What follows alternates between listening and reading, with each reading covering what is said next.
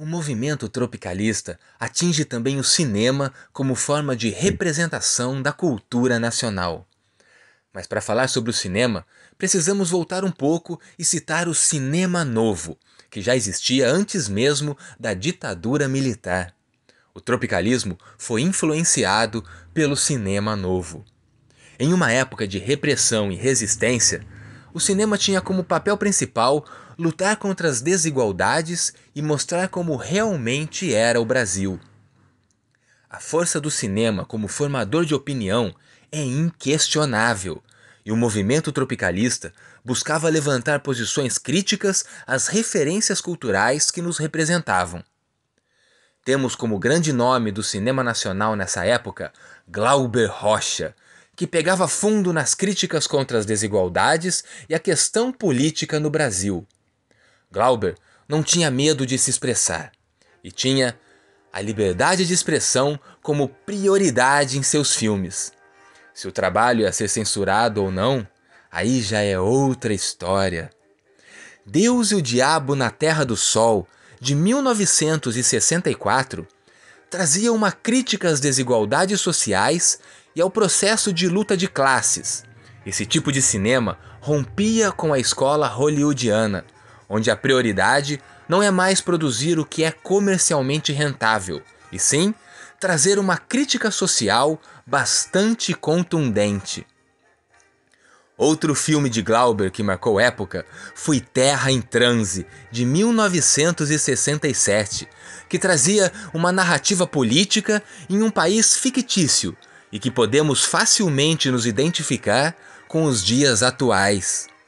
O filme foi reprovado pela censura não só no Brasil, mas também em Portugal, onde ficou censurado até 1974. Glauber é considerado um gênio e um grande nome do cinema, não só no Brasil. Diretores como Martin Scorsese e Bong Joon-ho, do filme Parasita, já afirmaram que tiveram grande influência do brasileiro em suas obras. Mas podemos destacar também os filmes Macunaíma e Bye Bye Brasil, como símbolos de um movimento tropicalista por retratar um país desconhecido e com uma diversidade cultural muito grande. Macunaíma serviu de inspiração para os tropicalistas e aproveitou toda aquela pesquisa que Mário de Andrade já havia feito quando viajou o país coletando mitos, lendas e crenças do Brasil inteiro. Colocar todas essas imagens de um Brasil desconhecido no cinema e levar isso ao povo foi muito importante para o imaginário das pessoas para formar uma identidade cultural nacional.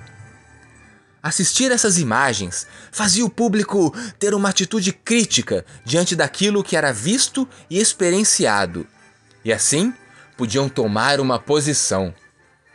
A ideia era mostrar o povo ao povo e fortalecer esse processo de identidade, garantindo um senso reflexivo e crítico.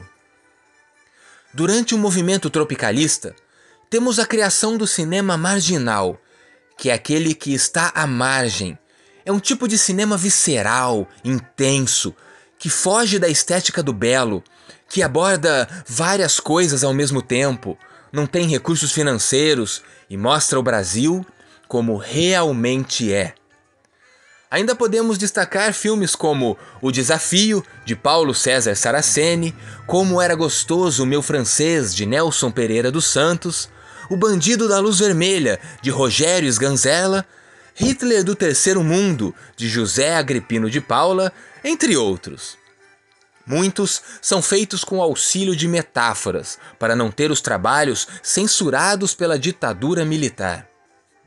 Com tanta censura e repressão, resistir era um ato de coragem, e fazer todos esses filmes com esse tipo de linguagem foi realmente uma audácia.